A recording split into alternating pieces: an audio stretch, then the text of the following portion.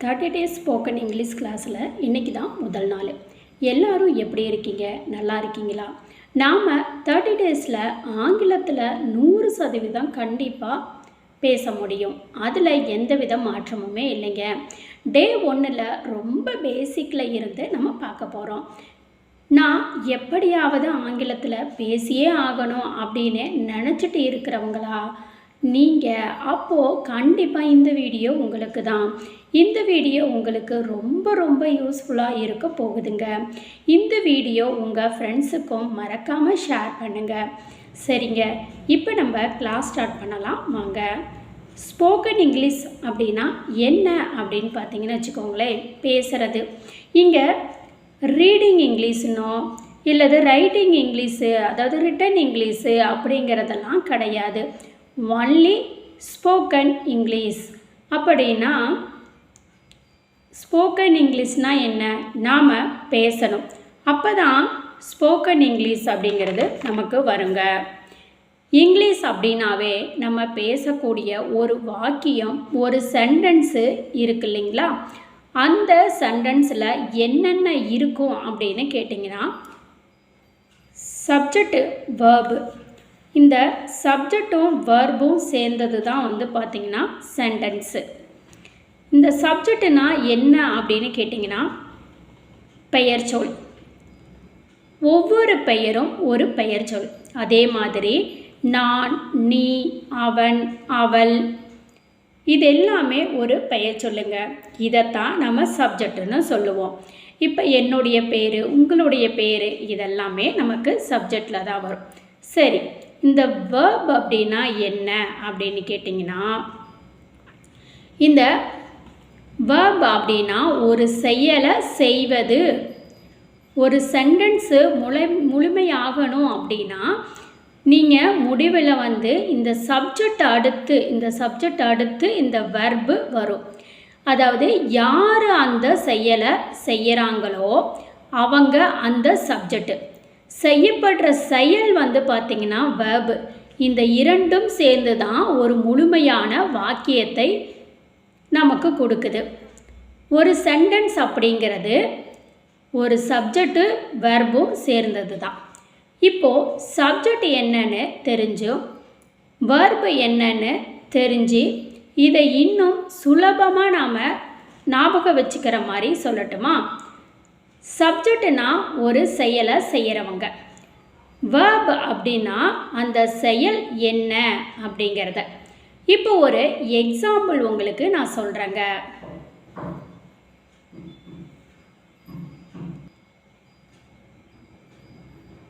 இப்போது நான் ஒரு எக்ஸாம்பிள் சொல்கிறேன்னு சொன்னேன் இல்லைங்களா? இங்கே பாருங்கள். I play. ஐங்கிறது சப்ஜெக்டு, ப்ளேங்கிறது வேர்பு. இதுக்கு என்ன மீனிங்னா, நான் விளையாடுகிறேன் அப்படின்னு அர்த்தம். ஐ ஈட்டு. இதில் ஐ சப்ஜெக்டு, வேர்பு பார்த்திங்கன்னா ஈட்டு. ஒரு சப்ஜெக்டு ஒரு வெர்பு சேர்ந்தது தான் முழுமையான சென்டென்ஸு. இப்போ நான் உங்களுக்கு சப்ஜெக்ட் என்னென்ன இருக்குது அப்படின்னோ வெர்பு என்னென்ன இருக்குது அப்படிங்கிறத நம்ம இப்போ பார்க்கலாம். ஃபஸ்ட்டு சப்ஜெக்ட் என்னென்ன இருக்குது அப்படின்னு கேட்டிங்கன்னா, இப்போ நம்ம சப்ஜெக்ட் அப்படிங்கிறத நம்ம பார்க்கலாங்க. சப்ஜெக்ட் அப்படின்னா பயப்படுற அளவுக்குலாம் ஒன்றும் இல்லைங்க. இங்கே இருக்கிறது மட்டும்தான் சப்ஜெக்டு. இதை நீங்கள் நல்லா புரிஞ்சுக்கிட்டு மனப்பாடம் பண்ணி வச்சுக்கோங்க. இது ரொம்ப ரொம்ப யூஸ்ஃபுல்லாக இருக்கும். இப்போ ஒவ்வொன்றா பார்க்கலாம். ஐ அப்படின்னா நான், வி நாங்கள், யூ நீ நீங்கள், தே அவர்கள், ஹி அவன், ஷி அவள், இட் அது. என்ன நேம்ஸ் வந்தாலும் பெயர்கள் வந்தாலுமே அது சப்ஜெக்டு தாங்க. சப்ஜெக்ட் அப்படின்னா இவ்வளோ தாங்க. இதை மீறி எதுவுமே உங்களுக்கு சப்ஜெக்டுன்னு புதுசாலாம் வராது. நிறைய பேர் நம்ம இங்கிலீஷில் பேசுகிறதுக்கு பயப்படுறோன்னா சப்ஜெக்டுனா எதெல்லாம் வரும் அப்படிங்கிறது தெரியாமல் இருக்கிறது தான். இப்போ இதுதான் சப்ஜெக்டு. இப்போ நம்ம வெர்பு பார்க்கலாங்க. வெர்பில் எதெல்லாம் வரும்னு தெரிஞ்சுக்கலாம். இப்போ நம்ம வேர்பை பற்றி பார்க்கலாம். வேர்ப் அப்படின்னா செயல் அப்படின்னு அர்த்தம். இந்த வேர்பு 2 வகை கேட்டகரியாக வந்து பிரிக்கலாம். அது என்னென்னா ஆக்ஷன் வேர்பு, இன்னொன்று ஸ்டேட் வேர்பு.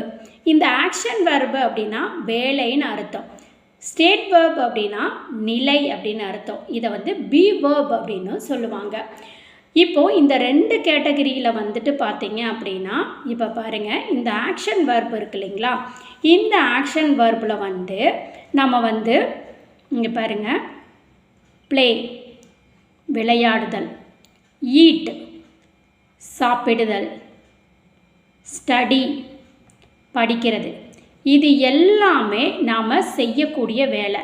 இதை ஆக்ஷன் வேர்பு, அதாவது ஆக்ஷன் வேர்பு அப்படின்னு நம்ம சொல்லுவோங்க. அதுவே இந்த ஸ்டேட் வேர்ப் இருக்கு இல்லைங்களா, இந்த பி வேர்புன்னு சொல்லக்கூடியது. அப்படின்னா என்னன்னு கேட்டிங்கன்னா, இருக்கக்கூடிய நிலை. இதை நான் உங்களுக்கு புரிகிற மாதிரி சொல்கிறேன். அதாவது நாம் என்னவா இருக்கோம், நம்மளுடைய இந்த ஸ்டேட் வேர்ப் அப்படிங்கிறது பி வேர்புன்னு சொல்லுவாங்க. பி அப்படின்னா, அதாவது இந்த பி அப்படின்னா தமிழில் இது அப்படின்னு அர்த்தம்.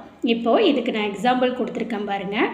பி காம் அமைதியாக இரு, பி ஸ்ட்ராங் வலிமையாக இரு, ஹீ இஸ் எ போலீஸ், அப்போது அவன் ஒரு போலீஸ் இல்லைங்களா. அப்போது இது அவனோட நிலையை குறிக்குது. அவன் வந்து என்னவா இருக்கிறான், என்ன நிலையில் இருக்கிறான் அப்படிங்கிறத குறிக்கக்கூடியது. ஐ எம் எ ஸ்டூடெண்ட், நான் ஒரு மாணவன். இந்த ஸ்டூடெண்ட்டு, போலீஸு, டாக்டரு, இந்த மாதிரி இதெல்லாம் அவங்கவுங்க இருக்கக்கூடிய நிலையை குறிக்குது. இதுதான் வந்து பி வர்பு. இதில் என்னென்ன கேட்டகரி இருக்குது அப்படின்னு பார்க்கலாம். இப்போ இதில் பாருங்கள், இந்த பி அப்படின்னா இரு அப்படின்னு சொல்லி அர்த்தம்.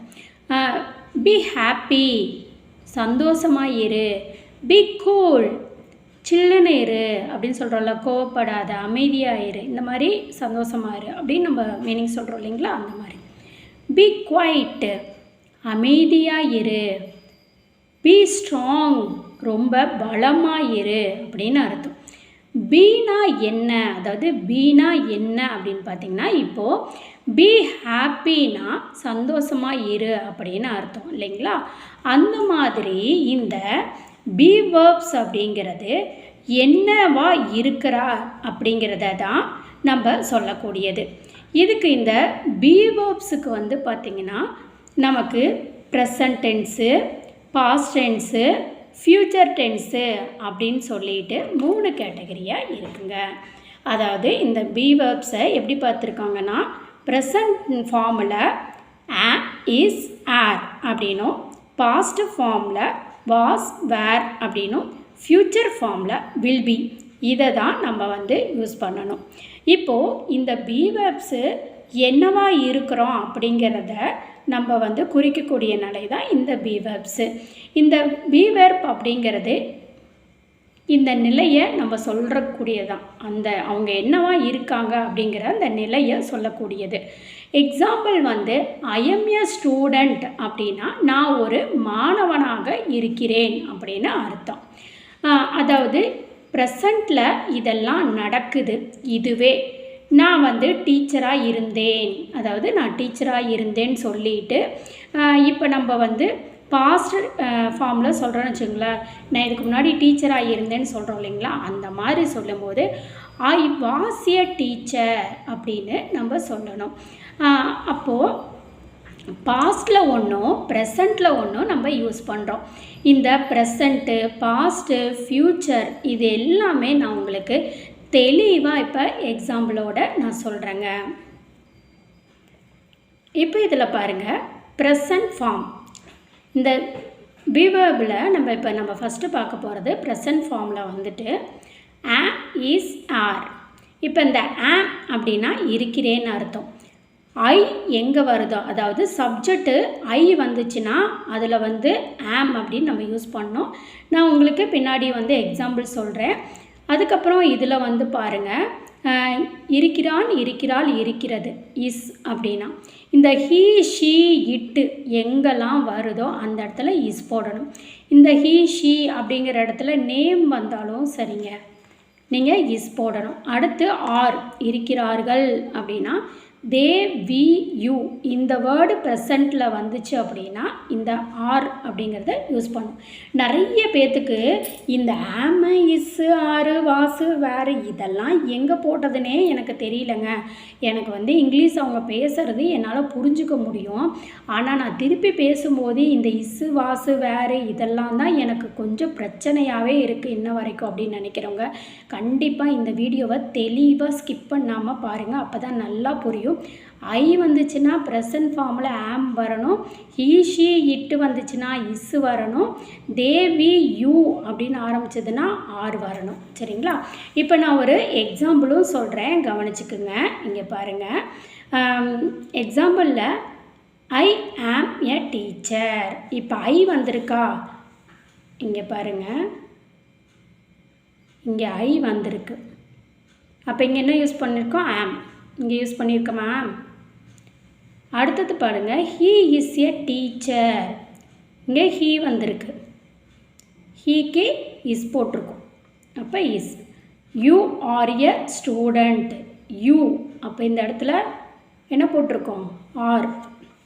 அடுத்து இதில் பாருங்கள், ஐ எம் அட் ஹோம், நான் வீட்டில் இருக்கிறேன், நான் வீட்டில் இருக்கிறேன் அப்படின்னு சொல்கிறதுக்கு அர்த்தம். ஐ வந்திருக்கிறதுனால நம்ம என்ன பண்ணியிருக்கோம்? இங்கே பாருங்கள், ஐ வந்திருக்கிறதுனால ஆம் போட்டிருக்கோம். இதுவே அடுத்து பாருங்கள், ஹீ இஸ் அட் ஹோம். இப்போ இந்த ஐக்கு பதிலாக இந்த இடத்துல ஹீ போட்டுட்டோம். அவன் வீட்டில் இருக்கிறான் அப்படிங்கிறது இதோட அர்த்தம் இல்லையா? அப்போது ஐக்கு பதிலாக ஹீ போட்டுட்டோம். அப்போ இந்த இடத்துல பாருங்கள், ஹீ போட்டிருக்கோம் இல்லைங்களா? அப்போது ஹீ இங்கே இருக்குது. அப்போ இந்த இடத்துல என்னது? இஸ். அப்போ பாருங்கள், ஹீ இஸ். ஓகேங்களா? இப்போ உங்களுக்கு இது நல்லா வந்து புரிஞ்சிருக்கும் அப்படின்னு சொல்லி நினைக்கிறேன். அடுத்ததாக நம்ம வந்து பார்க்க போகிறது பாஸ்ட் ஃபார்ம் தான் பார்க்க போகிறோம். அதாவது இறந்த காலம் தான் பார்க்க போகிறோம். டவுட் இருந்தால் கமெண்ட்டில் தெரியப்படுத்துங்க. இப்போ பாருங்கள், இந்த பாஸ்ட் ஃபார்ம். இப்போ இந்த பாஸ்ட் ஃபார்மில் வந்து ஐ, ஹீ, ஷீ, இட் நேம்ஸ், அதாவது பாஸ்ட் ஃபார்ம்ங்கிறது இறந்த காலம். இந்த இறந்த காலம் சென்டென்ஸில் நமக்கு இந்த ஐ, ஹீ, ஷீ, இட்டு, நேமு இதெல்லாம் வந்துச்சுன்னா வாஸ் போடணும். அதுவே யூ, வி, தே அப்படின்னு வந்துச்சுன்னா வி போடணும். சரிங்களா? இது வந்து மறந்துடக்கூடாது. இப்போ நான் உங்களுக்கு எக்ஸாம்பிள் சொல்கிறேன் பாருங்கள். I was at home. I was at home அப்படின்னா நான் வீட்டில் இருந்தேன். இறந்த காலம், நான் வீட்டில் இருந்தேன் அப்படிங்கிறது தான். சரிங்களா? அப்போ ஐ அப்படின்னு வந்திருக்கும் போது நம்ம என்ன பண்ணுறோம்? வாஸ் போட்டுக்கிறோம். அடுத்து ஹீ நம்ம யூஸ் பண்ணியிருக்கோம், வாஸ் போடுறோம். ஹீ வாஸ் அட் ஹோம், அவன் வீட்டில் இருந்தான். அடுத்து பாருங்கள், தே வேர் அட் ஹோம். தே நம்ம யூஸ் பண்ணுறோம். சரிங்களா? பாஸ்ட் டென்ஸில் தே யூஸ் பண்ணுறதுனால இந்த இடத்துல என்ன வருது? வேர் அப்படிங்கிறது வருது. அடுத்ததாக பாருங்கள், ஷீ. ஷீங்கிறது எங்கே இருக்குது? இங்கே இருக்குது. அப்போ நம்ம வாஸ் யூஸ் பண்ணணும். C was at home. ஓகேங்களா? அப்போது நம்ம இந்த பாஸ்ட்டு இறந்த காலத்துக்குரிய ஃபார்மையும் நம்ம நல்லா தெரிஞ்சு மனப்பாடம் பண்ணி வச்சுக்கணும். அதாவது நான் வந்து இருந்தேன், இறந்த காலத்தில் இருந்த நிலையை நம்ம குறிப்பிடுவது, நம்மளுடைய நிலை என்னவாக இருந்துச்சு அப்படிங்கிறத குறிப்பிடுறதுக்கு தான் நம்ம இந்த இதை வந்து யூஸ் பண்ணுறோம். அடுத்ததாக வந்து பார்த்திங்கன்னா ஃப்யூச்சர் ஃபார்ம். ஃப்யூச்சர் ஃபார்ம் அப்படின்னா எதிர்காலம். எதிர்காலத்தில் நான் இப்படி இருப்பேன், நம்ம சொல்கிறோம் இல்லைங்களா? நான் பணக்காரனாக இருப்பேன், நான் வந்து ஒரு ஜாப்பில் இருப்பேன், இத்தனாவது வருஷத்தில் நான் இப்படி இருப்பேன் அப்படின்னு எதிர்காலத்தில் நம்ம வந்து ஒரு சொல்லக்கூடியது தான் பார்த்திங்கன்னா ஃப்யூச்சர் ஃபார்ம் அப்படிங்கிறது. இப்போ இந்த ஃப்யூச்சர் ஃபார்ம் வந்து பார்ப்போம். இதில் பாருங்கள், இந்த வில் பி அப்படிங்கிறதான் I, we, you, they, he, she, it names இது அத்தனைக்குமே ஃப்யூச்சர் ஃபார்மில் நமக்கு வில் பி ஆட் பண்ணால் போதும். நிறைய பேர் இந்த மாதிரி ஃப்யூச்சர் அப்படின்னா இந்த இடத்துல நம்ம என்ன போடணும், அந்த ப்ரெசண்ட்டு பாஸ்ட்டு இப்படி நம்ம குறிக்கிறதுக்கு என்ன போடணும்னு தெரியாததுனால தான் அந்த இங்கிலீஷ் பேசுகிறதுக்கே தயக்கமாகிறதுக்கு காரணம். இப்போ பாருங்கள், இதில் ஐ வில் பி ஹாப்பி, ஐ நம்ம அதாவது நான் வந்து சந்தோஷமாக இருப்பேன். இப்போ நான் சந்தோஷமாக இருப்பேன் அப்படிங்கிறத ஐ இந்த வில் பி அப்படிங்கிறது தான் இருப்பேன் அப்படிங்கிற ஃப்யூச்சரை நமக்கு காமிக்குது. அப்போ ஐ வில் பி ஹாப்பி. அடுத்து யூ, நமக்கு யூக்கும் வில் பி தான், will be happy. They will be happy. ஷீக்கும் என்னது வில் பி தான், வில் பி ஹாப்பி. இப்போ ஃப்யூச்சர் ஃபார்முக்கும் நம்ம வந்து தெரிஞ்சுக்கிட்டோம். இப்போ வந்து பார்த்திங்கன்னா நான் வந்து சில வந்து கொஷின் ஆன்சர் இப்போ நம்ம இந்த கொஷின் ஆன்சர் பார்க்கலாம். இங்கே பாருங்கள், where are you, where are you அப்படின்னா என்னது, வேர் ஆர் யூனா நீங்கள் எங்கே இருக்கீங்க அப்படின்னு அர்த்தம். ஐ எம் அட் ஹோம், நான் வீட்டில் இருக்கிறேன். அடுத்து பாருங்கள், what is this, what is this, this is a pen. ஓகேங்களா? இப்போ நான் உங்களுக்கு ஒரு ஹோம்ஒர்க் கொடுக்க போகிறேன். எப்போதுமே நம்ம ஸ்கூல் லைஃப்லேருந்தே சொல்லி கொடுக்கும்போது எல்லாம் நல்லா புரிஞ்ச மாதிரி இருக்கும். ஆனால் திரும்ப அதை கேட்கும்போது நிறைய நமக்கு டவுட்ஸ் வரும், நிறைய மிஸ்டேக்ஸ் பண்ணுவோம். இந்த மிஸ்டேக்ஸ் எல்லாம் நம்ம அப்பயே தெளிவுபடுத்திக்கிட்டால் மட்டும்தான் நம்மளால் என்ன பண்ண முடியும்னா அடுத்த கிளாஸில் தெளிவாக அதை புரிஞ்சுக்க முடியும். இது புரிஞ்சால் தான் உங்களுக்கு அடுத்தடுத்து ஈஸியாக வந்து புரியும். அதனால ஒரு சின்ன ஹோம்ஒர்க் கொடுக்குறேன், இதை கண்டிப்பாக நீங்கள் பண்ணணும். அதாவது இந்த ஹோம்ஒர்க்கை நீங்கள் கமெண்ட்டில் டைப் பண்ணுங்கள் இங்கிலீஷில். நான் ஆசிரியராக இருக்கிறேன், நான் ஆசிரியராக இருந்தேன், நான் ஆசிரியராக இருப்பேன். இதை நீங்கள் இங்கிலீஷில் வந்து கமெண்ட்டில் டைப் பண்ணுங்கள். பார்க்கலாம் எத்தனை பேர் கரெக்டாக டைப் பண்ணியிருக்கீங்க அப்படின்னு. அப்போ தான் உங்களுக்கு இந்த கிளாஸ் வந்து தெளிவாக புரிஞ்சிருக்கு அப்படின்னு அர்த்தம். நம்ம அடுத்த கிளாஸ் போகிறதுக்கு ஈஸியாக இருக்கும். நண்பர்களே, இந்த 30 days கிளாஸை மிஸ் பண்ணாமல் நீங்கள் பார்க்கணும் அப்படின்னு நினச்சிங்கன்னா நம்ம சேனலை சப்ஸ்கிரைப் பண்ணி பக்கத்தில் இருக்கக்கூடிய ஆல் பெல்ஸ் மேலே ப்ரெஸ் பண்ணிக்கோங்க. அப்போ தான் அதாவது நான் வீடியோ போட்ட உடனே உங்களுக்கு நோட்டிஃபிகேஷன் ஆகும். அதே மாதிரி வீடியோவை மறக்காமல் லைக் பண்ணிக்கிங்க, உங்களுடைய ஃப்ரெண்ட்ஸுங்களுக்கும் ஷேர் பண்ணுங்கள், மறந்துடாதீங்க. நிறைய பேர் என்னால் வந்து புரிஞ்சுக்க முடியுது இங்கிலீஷை, பட் வந்து என்னால் ரிட்டன் வந்து ஆன்சர் பண்ண முடியல. அதுக்கு இருக்கக்கூடிய மிகப்பெரிய பிரச்சனையே இந்த கிராமர் தான். எனக்கு இந்த இசு வாசு வேறெல்லாம் எப்படி போடணும், எங்கே போடணும் அப்படின்னு தெரிய மாட்டேங்குது அப்படின்னு இன்னமுமே தயக்கத்திலேயே இருக்காங்க. அப்படி உங்கள் ஃப்ரெண்ட்ஸ் யாரும் தயக்கத்தில் இருந்தாங்க நீங்கள் நினச்சிங்கன்னா அவங்களுக்கு இந்த வீடியோவை ஷேர் பண்ணி ஹெல்ப் பண்ணுங்கள். நன்றி.